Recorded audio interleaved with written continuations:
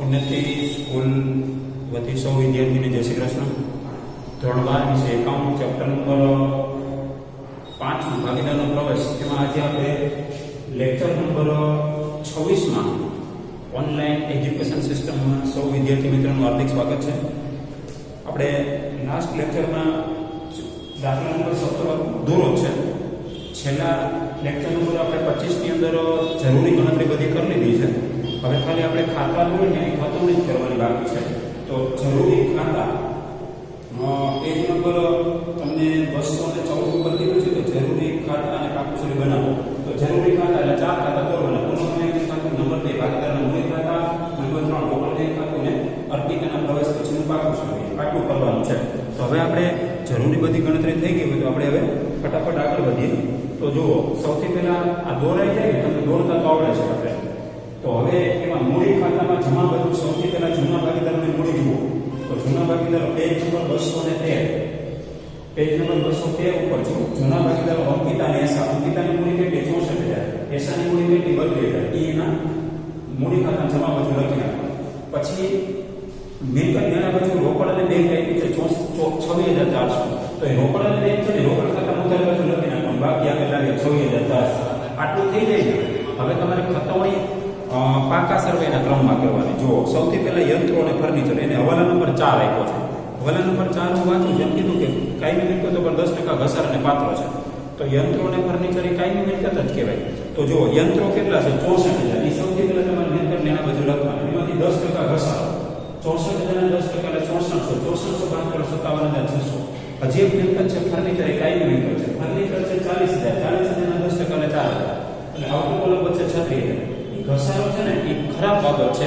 મિલકતની કિંમત ઘટી, મિલકતની કિંમત ઘટી હોય તો પુનઃ મૂલ્યાંકન ખાતામાં ઉધાર બાજુ, તો એ બધી મિલકત તમારે ઉધાર બાજુ લખીને યંત્ર ઘસારો અને ફર્નિચરનો ઘસારો 4,000. એના પછી સ્ટોક. સ્ટોક ઉપર કોઈ હવાલો નથી. સીધા તમારે 13,600 લખી નાખવાના. દેવાદારો 40,000 છે. એની ઉપર 5મા નંબરનો હવાલો છે. મેં હવાલા નંબર 5. હવાલા નંબર 5 માં એવું કીધું છે કે બધા જ દેવાદારો સદ્ધર છે. તમે જોજો બરાબર, પેજ નંબર 214 ઉપર બધા જ દેવાદારો સદ્ધર છે. તો એનો અર્થ શું સમજો? મેં તમને 21નું ઉદાહરણ સમજાવ્યું ત્યારે કીધું હતું કે જ્યારે બધા જ દેવાદારો સદ્ધર હોય ને તો જૂની ખાનખાત અનામતનું શું કરવું અને દેવાદારનું શું કરવું? દેવાદારમાંથી કંઈ બાદ કરવાનું નહીં, સીધા દેવાદારો આઉટર કોલમ લખી નાખવાનું. અને ખાનખાત અનામત જે 3200 રૂપિયા પડી છે ને, એ 3200 રૂપિયા હવે એ જોગવાઈ છે, એ હવે આપણે જરૂર નથી. જોગવાઈ હવે નફો બની જશે. નફો બની જાય તો તમારે પુનઃ મૂલ્યાંકન ખાતા જમા બાજુ લખી નાખવાનું. ટૂંકમાં બધા દેવાદાર સદ્ધર હોય ત્યારે તમારે દેવાદારમાંથી કંઈ બાદ કરવાનું નહીં. અને જૂની ખાનખાત અનામત પડી છે ને 3200, એ તમારે પુનઃ મૂલ્યાંકન ખાતામાં જમા બાજુ લખી નાખવાનું. મેં આમ લખી છે હવાલા નંબર 5 કે સંપૂર્ણ 3200 પુનઃ મૂલ્યાંકન ખાતા લખવાના છે. એટલે ખાનખાત અનામતનું ખાતું બંધ કરવું પડશે. ખાનખાત અનામત ખાતું 3200 કે પુનઃ મૂલ્યાંકન ખાતા જમા 3200 આટલું તમારે લખી નાખવાનું. કેમ કે હવે ખાનખાત અનામતનું ખાતું બંધ કરી દેવાનું છે. જે અનામત પડી છે એ સીધા હવે સારી બાબત છે, નફો બની જશે. નફો બની જાય તો સીધું પુનઃ મૂલ્યાંકન ખાતામાં જમા કરજો. સદ્ધર હોય ત્યારે આવું કરવાનું. ત્યાર પછી રોકડ અને બેંક તમે લખી નાખી 24,000. ત્યાર પછી મૂડી દેવા બાજુ મૂડી લખેલી 64,000 અને 32,000. પછી અનામત ભંડોળ છે, ત્યાં સ્ટાર હવાલો છે. સ્ટાર હવાલાનો મતલબ જૂના ભાગીદારો વચ્ચે જૂના પ્રમાણમાં વેચવાની વસ્તુ. તો 16,800 તમારે બે જે વેચના પ્રમાણમાં વેચવાના છે. જૂનું પ્રમાણ બે જે વેચ છે. તો 16,800 ને તમે ભાગીદારો વચ્ચે વેચો એટલે અનામત છે, અનામતની બાકી જમા હોય તો હવે પોતે ઉધાર થઈ જાય અને એક ખાતું બંધ થઈ જાય. બંધ થઈ જાય જૂના ભાગીદારો આપી દેવાનું. કેમ કે નવા ભાગીદાર અર્પિતાને નહીં મળે. કેમ કે આ જે 16,800 પડ્યા છે એ અર્પિતાના પ્રવેશ પહેલાની બાકી છે. એટલે તમારે જૂના ભાગીદારો વચ્ચે જૂના પ્રમાણમાં વેચી દેવાનું. 16,800 ભાગ્યા તમારે 3 કરવાના એટલે 1/56 અને 2/11 લેણદારો એમને લખી નાખવાનું. કોઈ હવાલો નથી. દેવું એમને લખી નાખવાનું. હવાલો નથી. 60,000 અને 8,000. હવે પાકા સર્વેનું કામ પૂરું થાય એટલે તરત તમારે હવાલા વાંચું છું. હવાલા જે રાઉન્ડ માર્યા હોય ને એની બે અસર આવે. અંકિતાના ભાગમાંથી 1/12 ભાગ અને એસાના ભાગમાંથી 1/6 ભાગ. એ તો ખાલી ત્યાગ આપ્યો છે ભાગમાંથી. જે તે વખતે મેં ગણતરી લેક્ચર નંબર 25માં કરી નાખી છે. એ તો તમે જૂના ભાગીદારનો ત્યાગનું પ્રમાણ શોધવા માટે હવાલો કામ લાગે. આમાં અત્યારે ખતમણીમાં કામ નહીં લાગે. નંબર 2, અર્પિતા તેના ભાગે પ્રમાણસર મૂડી લાવશે. એ પણ આપણે ગણતરી થઈ ગઈ છે. અર્પિતા તેના ભાગે પ્રમાણસર મૂડી કેટલી લાવશે? તો કે 43,500. જે જૂના ભાગીદારોને આપણે આધાર તરીકે રાખવાનું છે. જૂના ભાગીદારોની મૂડી મેં 3/4 છે. આપણે એ વાત કરી છે લેક્ચર નંબર 25 માં. તો 1/4 ભાગીને 43,500 લઈ આવવાના થાય છે એની ગણતરી મેં કરી દીધી પહેલા જ. તો રોકડ બેંક ખાતે ઉધાર 43,500 તે અર્પિતાના મૂડી ખાતે જમા 43,500 આવી તેની નોંધ થાય. ત્રીજું, અર્પિતાના ભાગની પાકડી રોકડમાં લાવશે પેઢીની પાકડીનું મૂલ્યાંકન 2,000 કરવામાં આવ્યું. હવે એ પણ આપણે ગણતરી થઈ ગઈ છે. તો કે તેના ભાગની પાકડી 90,000 માંથી રોકડા કેટલા લાવશે? તો કે 22,500.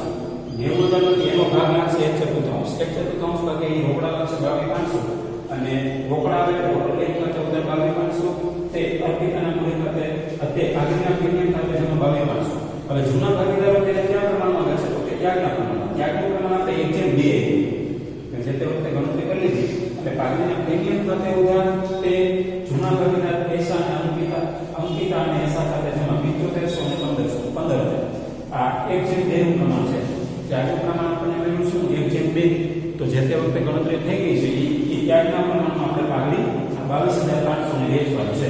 પહેલા રોકડા આવે એટલે રોકડ બેંક ખાતે ઉધાર થાય, પછી જૂના ભાગીદારો વેચી ગયા એટલે જૂના ભાગીદારો ખાતે જમા કરવા પડે. એટલે ત્રીજો ઓવરનું કામ પૂરું થઈ ગયું. ચોથો ઓવર કાયમી મિલકત પર 10% કસરો આવી ગયો. આ યંત્રો અને ફર્નિચર કાયમી મિલકત કહેવાય. એની એન્ટ્રી આવી ગઈ છે. કોના મૂલ્યાંકન વધારે કર્યું? બધા દેવાદારો સદર છે. એટલે એનો અર્થ એમ થાય જૂની કામકાજ અનામત સીધી કોના મૂલ્યાંકન ખાતે જમા રખાય અને દેવાદારોમાંથી કંઈ બાદ થાય નહીં. હવાલો નંબર 6, વીમા પ્રીમિયમના ચૂકવેલ 12,000 પૈકી 24 આવતા વર્ષ માટે આગળ લઈ જવાના છે. તો આગળ લઈ જવા એનો અર્થ એમ થાય અગાઉથી ચૂકવેલા છે. આપણે 12,000 ઉપર તમે ચોપડી મારી દેજો. દરેક વિદ્યાર્થી પાસે પેન્સિલ હોવી જોઈએ. 12,000 ઉપર ચોપડી મારી દો અને તમારે 2400 ઉપર રાઈટ કરો તો અગાઉથી ચૂકવેલ વીમા પ્રીમિયમ કહેવાશે. ત્યાં લખી દેજો પેન્સિલથી અગાઉથી ચૂકવેલ વીમા પ્રીમિયમ. તો વીમા પ્રીમિયમ જો અગાઉથી ચૂકવેલ આપણે 11મા ધોરણમાં શીખી ગયા તો એ ધંધાનું લેણું કહેવાય. તો ધંધાનું લેણું કહેવાય તો મિલકત લેણા બાજુ લખીને અગાઉથી ચૂકવેલ વીમા પ્રીમિયમ 2400. 12,000 નહીં, ખાલી 2400. 12,000 માંથી કેટલા ચૂકવા? તો 2400. તો 2400 ની 2 રૂપિયા આવે. એટલે એક તો લેણું થાય એટલે મિલકત લેણા બાજુ આવે અને બીજું સારી બાબત છે તો પુનઃ મૂલ્યાંકન ખાતામાં જમા બાજુ. એટલે 2,2400 ને તમારે આપવાનું છે. એક અસર મિલકત લેણા બાજુ, એક અસર પુનઃ મૂલ્યાંકન ખાતામાં જમા બાજુ. આ સારી બાબત છે. જેટલું તમે ખર્ચ અગાઉથી કરી નાખો સારી બાબત કહેવાય અને લેણું પણ થાય. તો આ 6 હવાલા હતા. 6 હવાલા પૂરા થઈ જાય પછી આપણે બીજું કંઈ બાકી રહેતું નથી તો આપણે પુનઃ મૂલ્યાંકન ખાતું બંધ કરવાનું. તો પુનઃ મૂલ્યાંકન ખાતામાં જુઓ ઉધાર બાજુનો સરવાળો વધારે થશે. 6,400 + 4,000 10,400 એ ઉપાડી તમારે જમા બાજુ મૂકવાના. એમાંથી તમારે 3200 2400 ડિફરન્સ આવશે. એ ડિફરન્સ તમારે જૂના પ્રમાણમાં જૂના ભાગીદારો વચ્ચે વેચીને 4800 ભાગ્યા 3 કરવાની. 1/1600 2 ભાગ્યા 3200 ખોટ આવી એટલે ભાગીદારોની મૂડી ઘટે. ભાગીદારની મૂડી ઘટે તો મૂડી ખાતામાં ઉધારનું એન્ટ્રી આવે. નફો હોય તો ભાગીદારની મૂડી વધે તો જમા બાજુ એન્ટ્રી આવે. હવે તમારે શું કરવાનું? સૌથી પહેલા જૂના ભાગીદાર જે છે ને અંકિતા એસાને જમા બાજુનો સરવાળો કરવાનો. એટલે જમા બાજુનો સરવાળો 82,700 ડિફરન્સ આવશે 79,500. એસા એનો જમા બાજુનો સરવાળો 52,600 એટલે ડિફરન્સ આવશે અહીંયા 51,000. 1600 ભાગ કરશો ડિફરન્સ 51,000 આવશે.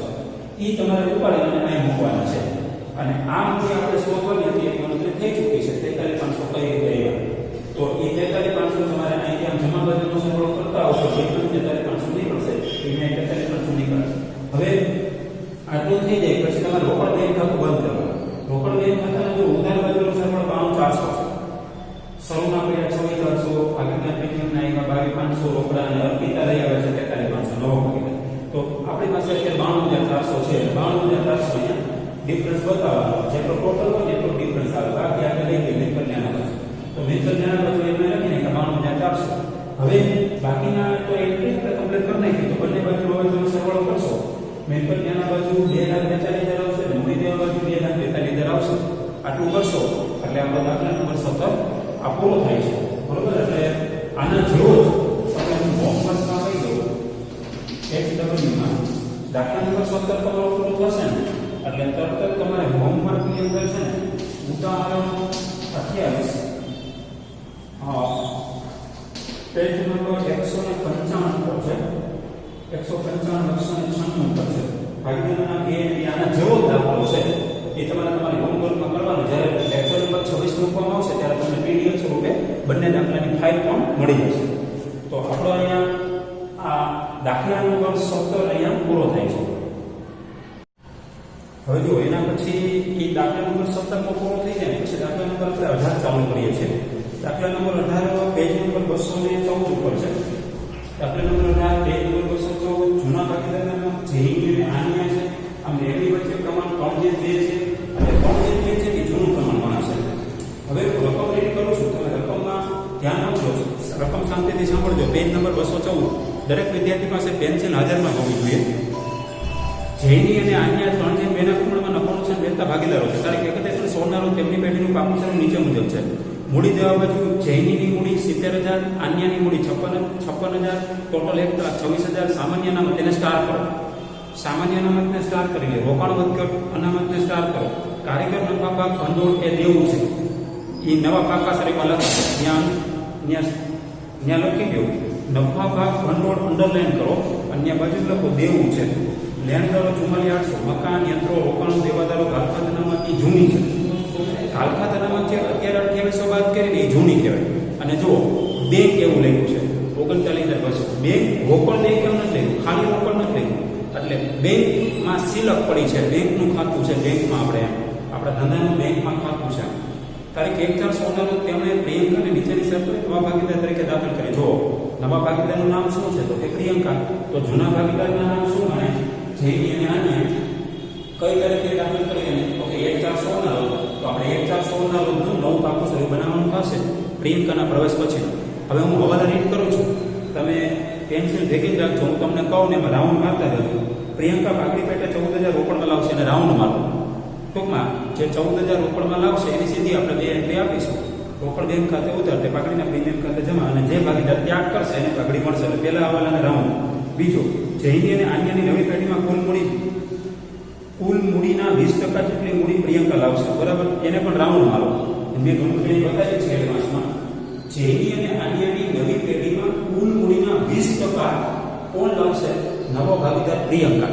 તો નવો ભાગીદાર પ્રિયંકા મૂડી કેટલી લાવશે એને માટે ગણતરી કરવી પડશે. એટલે ખાલી રાઉન્ડ મારી દો. ત્રીજો હવાલો નવું નફા નુકસાનનું પ્રમાણ 2:1 છે. એને પણ તમે રાઉન્ડ મારી દો. જો નફા નુકસાનનું નવું પ્રમાણ આપવામાં આવે ત્યારે સમજી લેવાનું તમારે ત્યાગનું પ્રમાણ શોધવું પડશે જ. મેં બોર્ડ ઉપર લખ્યું પણ છે. એટલે એને પણ તમે ત્રીજા હવાલાને રાઉન્ડ મારી દો. ચોથો હવાલો ઘાલખાત અનામતની જોગવાઈ જરૂરી નથી. તો એને હવાલા નંબર તમે છે ને દેવાદારોને 4 નંબર આપો. તમને શું કીધું કે ઘાલખાત અનામતની જોગવાઈની જરૂર નથી. એને દેવાદારને 4 નંબર આપો. નંબર 5 યંત્રોની કિંમતમાં 10% ઘટાડો કરવો. તો યંત્રો છે ને અત્યારે 17,500 જો ઉપરથી બીજા છે 17,500 છે ને યંત્રોને 5 નંબર આપો. મકાનની બજાર કિંમત 70,000 છે. તો મકાન જો પહેલા નંબર ઉપર છે મિલકત લેણા બાજુ 42,000 એને 6 નંબર આપો. નંબર 4 રોકાણોની બજાર કિંમત 68,950. તો રોકાણો જુઓ યંત્રોની નીચે એક પાસે 63,000. તો રોકાણોને 7 નંબર આપો. નંબર 8 જૈની અને આન્ય નવી પેઢીમાં તેમની બંનેની કુલ મૂડી તેમના સંબંધિત નવા નફા નુકસાનના પ્રમાણમાં રાખશે.